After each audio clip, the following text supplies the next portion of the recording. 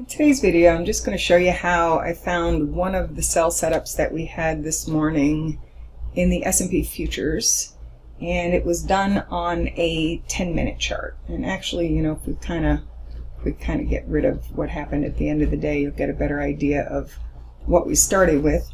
We had on this time frame at least a general pattern of lower lows and lower highs, right?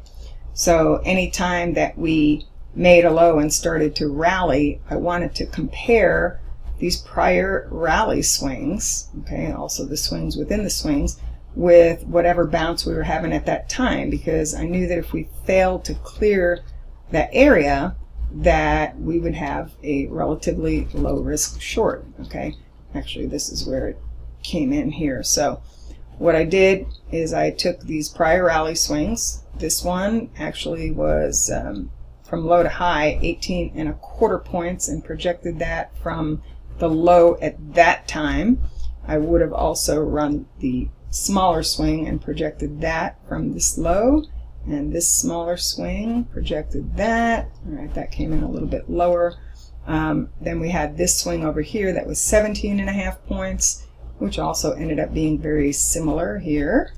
And that was really enough information. Okay, what we wanted to see was that if we did see a rally that was similar to these prior rally swings, would the market fail again?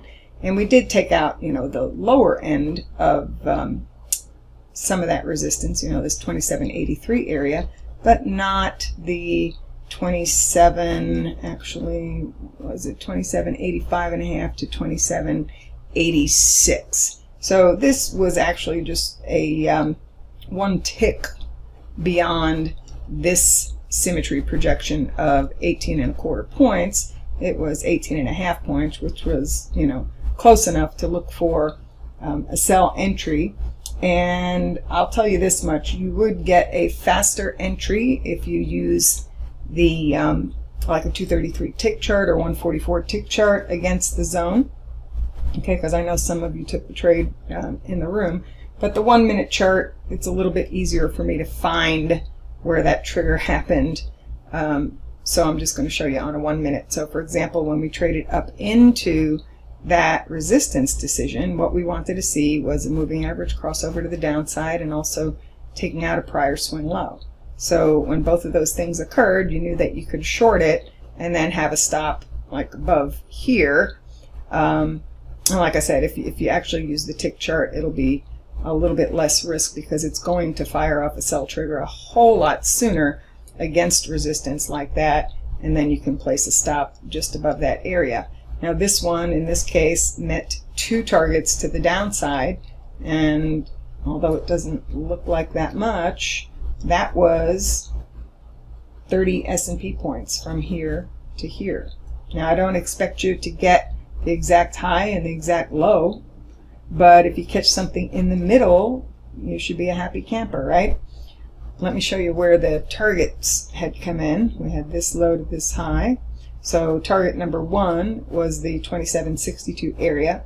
Target number 2, which you pretty much tagged, was 1618. Anytime you get into the extensions of these prior swings, you want to ratchet down your stops because many moves tend to terminate at those areas. But I did want to give you another example of setup plus trigger equals trade entry, and then you manage it. This was in the trading room. It's not, you know, just after the fact I made it up. We actually had this trade set up in the room, and it was definitely worth some cash. But that's something that you can do on the lower time frame charts. You have to actually be in the trading room. That stuff will not show up in the overnight updates because you just don't have that data to work with. It's not going to be good for the next day because of, you know, the overnight stuff. So anyway, trade setup plus trigger equals entry, and that's what's going to make you money with this work.